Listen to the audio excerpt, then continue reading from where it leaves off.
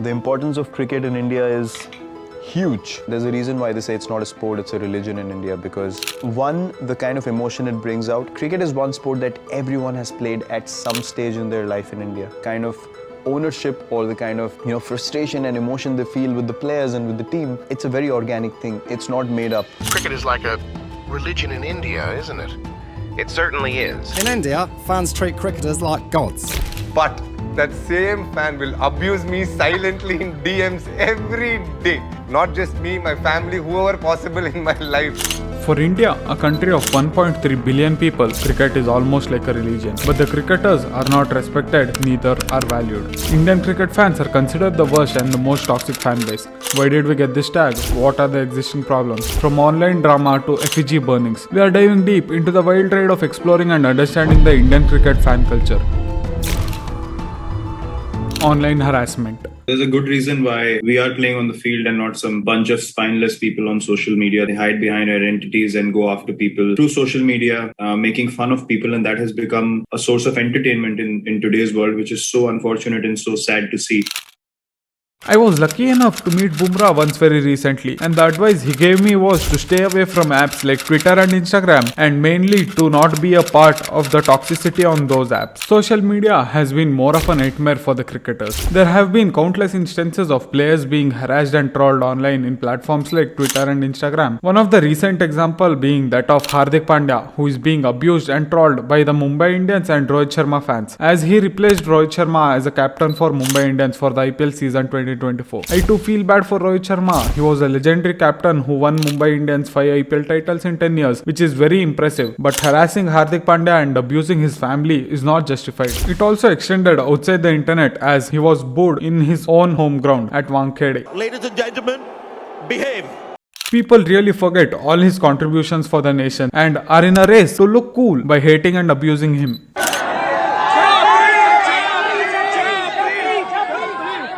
Shubman Gill and his sister Shahneel were subjected to social media abuse after his unbeaten century drove his team to victory, which also resulted in the elimination of RCB from IPL 2023. Just because he played a winning knock for his team, he was subjected to a lot of hate from the toxic RCB fans. Like, what else is he supposed to do? Isn't he supposed to play good for his team? Or are the other teams playing the tournament just to lose to your favorite team? I myself have been supporting RCB from the very beginning, and I am a diehard fan of Virat Kohli. This is literally my wallpaper, but this toxic side of RCB fans is not at all acceptable. They not only abused him in the comments but made insensitive posts like this. Wishing that the player should have been in an almost fatal accident for just doing his job is literally unacceptable. The fans did not stop there but also targeted his sister and abused her, giving rape threats to her. Hearing this is just straight up disgusting.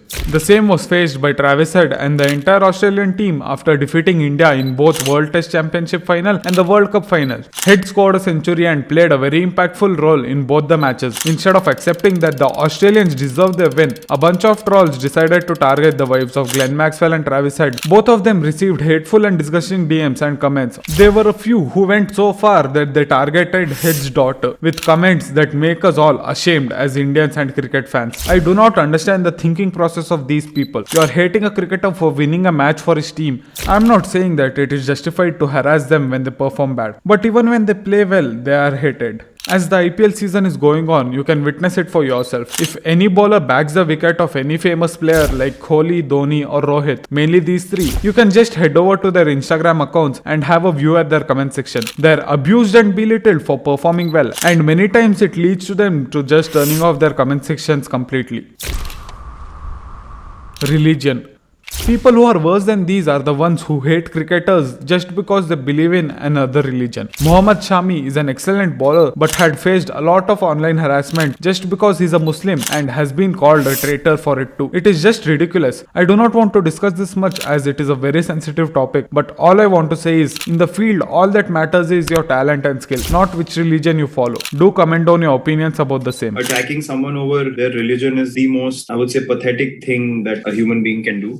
They have no understanding of the fact that someone like Mohammad Shami has won India n number of matches in the last few years, and he's been our primary bowler. If people can overlook that and his passion for the country, I don't even want to waste 1 minute of my life to give any attention to those people, and neither does Shami and neither does anyone else in the team. We stand by him fully. We are backing him 200%. The above were just a few examples of people being toxic towards cricketer for absolutely no reason at all. These keyboard warriors and trolls are becoming more toxic and disgusting as they face no consequences of their actions.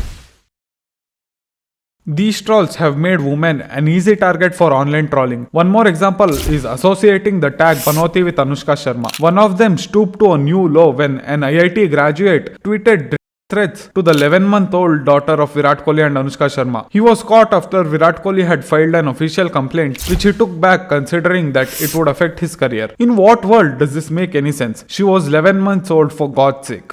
The young man arrested over rape threats to Virat Kohli and Anushka Sharma's 9-month-old daughter is an IIT Hyderabad graduate. He was an academic topper, but apparently had a history of online trolling using multiple identities. Women are already oppressed enough in real life, and because of such people, they have a hard time on the internet too. I'll be making a detailed video about the same in some time, so consider subscribing. Duality of the fans.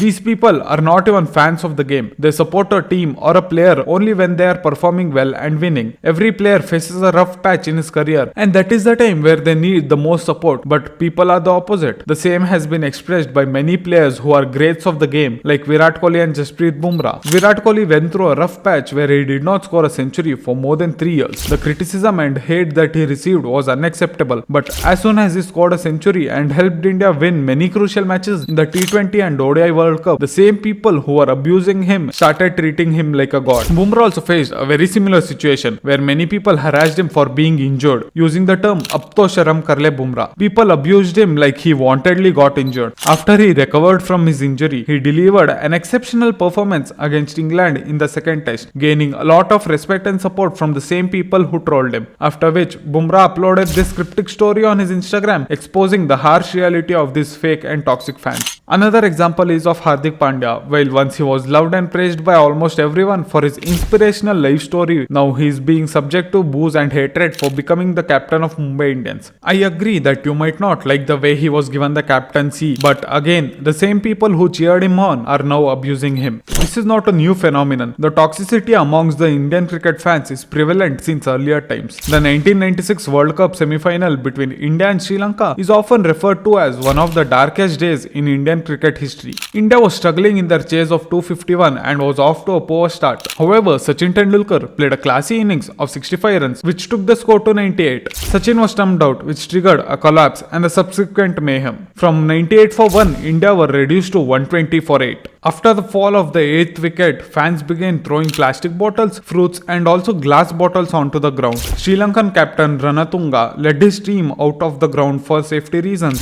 Sri Lanka did return after around 20 minutes, but even before Muthaiya Muralidharan could ball the second ball, more bottles flew into the ground. Fire was lit at various places in the stands, and the chaos became so severe that the match had to be stopped, and eventually it was awarded to Sri Lanka by default. This incident was deeply embarrassing for Indian cricket. It highlighted the negative side of the fandom, showing how a small group of fans could tarnish the reputation of an entire cricket-loving nation. The match serves as a reminder of the importance of sportsmanship and respectful behavior among the fans, even in moments of disappointment. Cricket truly did die that day. Effigy burning.